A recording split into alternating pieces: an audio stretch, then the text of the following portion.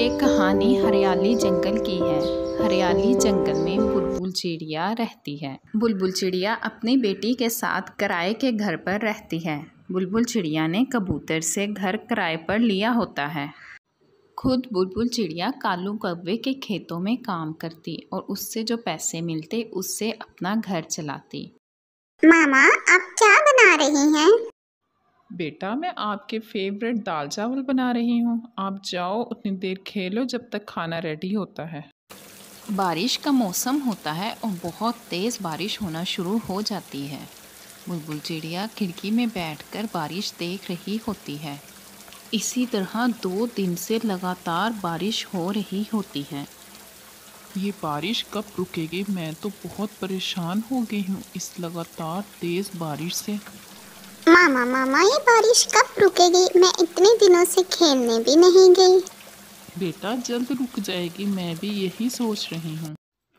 और फिर 2 दिन के बाद बारिश रुक जाती है और कालू कौवे के खेत सारे पानी में बह जाते हैं।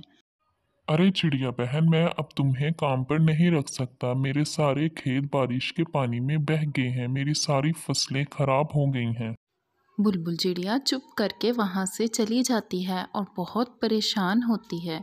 घर आकर बुलबुल चिड़िया देखती है पकाने के लिए कुछ भी नहीं है, सारा राशन खत्म हो गया है। चिड़िया खाने की तलाश के लिए घर से बाहर चले जाती है कि अचानक चिड़िया की नज़र सेब के दरख्तों पर पड़ती है। बुलबुल चिड़िया वहाँ से एक सेब उतारती है और घर ले आती है। दोनों माँ और बेटी सेब खाकर अपना गुजारा करते हैं। अगले दिन सुबह सुबह कबूतर बुलबुल चिड़िया के घर आ जाता है और वो अपना किराया मांगता है। अरे चिड़िया, तुमने अभी तक मुझे मेरे घर का किराया नहीं दिया। मुझे मेरे घर का किराया दो। कबूतर भैया, मेरी नौकरी ख़त्म हो गई है। मैं कोई नया काम ढूंढ रही हूँ। आप मुझे थोड़ा सा वक्त दें, मैं आपको आपका किराया दे दूँगी।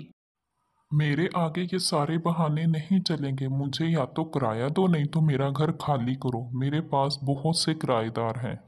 और फिर कबूतर बुलबुल चिड़िया को घर से निकाल देता है। बुलबुल चिड़िया अपनी बेटी के साथ एक दरख्त पर बैठ जाती है। मामा, मुझे अंधेरे में डर लग रहा है। बेटा, आप डरो नहीं, मामा आपके पास ही हैं। और फिर सुबह हो जाती है। बुलबुल चिड़िया और उसकी बेटी दोनों को बहुत भूख लग रही होती है। बेटा, आप यहीं पर बैठो, मैं जाकर अनाज ढूंढ कर लाती हूँ। चिड़िया को गंदम के कुछ दाने मिलते हैं। वो गंदम के दाने ले आती है और दोनों माँ बेटी बैठकर खाना खाते हैं।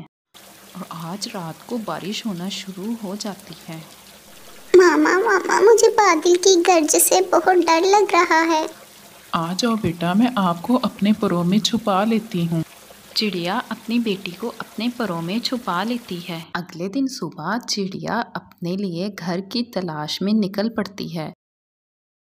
अरे कोई है जो मेरी मदद कर दे। बुलबुल चिड़िया उस बुढ़िया के पास जाती है। जी माँ जी, मुझे बताएं क्या हुआ है। अरे बेटा, मैं पानी भरने आई थी। मुझसे ये घड़ा उठाया नहीं जा रहा। क्या तुम ये पानी मेरे घर पहुंचा दोगी? जी माँ जी, आप मुझे बताएं, मैं ये पानी आपके घर पहुंचा देती हूँ। अरे बेटा, बहुत बहुत शुक्रिया तुम्हारा। बुलबुल चिड़िया पानी का मटका उठाकर बुढ़िया के घर की तरफ चली जाती है। अरे बेटा, यहाँ पर रख दो। बहुत शुक्रिया तुम्हारा। मुझे बहुत भूख लगी थी और घर में पानी नहीं था। अरे माँ जी, शुक्रिया की कोई बात नहीं। आपकी तबीयत ठीक नहीं लग रही मुझे। ऐसा करें, मैं आपको खाना बना देती हूँ। अरे बेटा, बहुत बहुत शुक्रिया तुम्हारा। मैं चावल भिगो कर गई थी। ऐसा करो, तुम मुझे खीर बना दो।